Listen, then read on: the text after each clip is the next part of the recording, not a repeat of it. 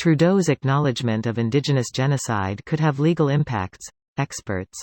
Here's a summary of the article. Ottawa.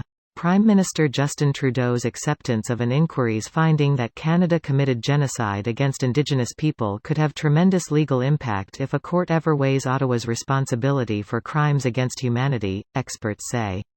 Amid growing outrage and grief over an unmarked burial site at a residential school in British Columbia, Trudeau reiterated this week that he accepts the conclusion of the 2019 inquiry into missing and murdered Indigenous women that, what happened amounts to genocide.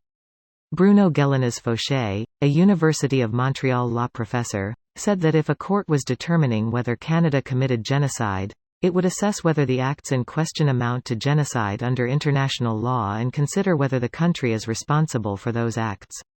Trudeau's reiteration that Canada committed genocide comes after Germany officially admitted last week that the 1904 mass killings of the Herero people, who rebelled against German colonial rule in Namibia, were a genocide. The Kaiser political regime committed the genocide in Namibia and the Nazi regime committed the Holocaust, which makes it easier for the current democratic regime in Germany to acknowledge these crimes, MacDonald said. On Thursday, the Federation of Sovereign Indigenous Nations, which represents 74 First Nations in Saskatchewan, welcomed Trudeau's acknowledgement that Canada committed genocide. Our leaders have been calling out this genocide for decades, and it is about time that their efforts are acknowledged and the Prime Minister admits what happened to our people was nothing short of genocide, said FSIN Chief Bobby Cameron in a statement. This post received a score of 5,100, with an upvote ratio of 96%. Here are the top comments in response to this article. Well duh, that's why no government is actually admitting to this. I certainly think that's a factor in why the Catholic Church isn't acknowledging its part in the recent discovery. See, this gets to me.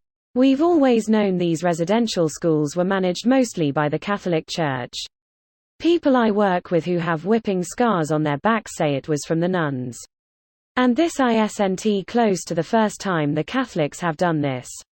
Even fairly recent beating of students for using their left hands, my grandparents' age. Why does all of the blame fall on the Canadian government, and none on the Church? Well, to be fair, it falls on both. The government that set up the system of residential schools and the organizations that ran them. The Catholics aren't the only church where these abuses happened either. They should be held accountable, but so should other churches. The other churches have already acknowledged their fault and apologized. That's why the Catholic Church is being singled out. In BC, there were 10 schools run by Catholics, 8 run by others. To hear the PM talk, you would think Catholics ran 80 to 90% of the schools. With epidemics like the Spanish flu and the horrendous fatality rate of TB among Aboriginal peoples, there were children dying at the schools and on the reserves. The orders who ran the schools and the bishops in the areas where the schools were run have all apologized. That was great until you tried to come up with conclusions. Great. That's called accountability. There's hope for Canadian politics if there is room for politicians to accept the mud that should have fallen on someone else decades ago without it being deemed political suicide. The Prime Minister of Canada has not only said that these things that happened in the past is genocide but that ongoing events are also genocide. Admitting that the Armenians were victims of a genocide during WW1 by the Ottoman Empire and their successor state Turkey has financial consequences.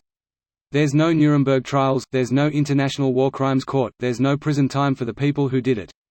With Canada, we've admitted that there is an ongoing genocide, that our current leadership and perhaps the other 3 living prime ministers presided over a genocide. How is it still a genocide currently? 2 years ago Trudeau admitted that genocide is ongoing because of the issue of missing and murdered Indigenous women. I disagree with that assessment, as does General Romeo Dallaire, who dealt with genocide in Rwanda. By this standard, there is a genocide against African American men in America. I feel it's unnecessary to use words that end up being counterproductive. When you use words like genocide to describe things that aren't, you end up taking power away from the word. This video was automatically created by Reddit to speech. The article and comments in this video were selected from Reddit according to their upvotes, and any paraphrasing was performed by smmry.com, without any human intervention.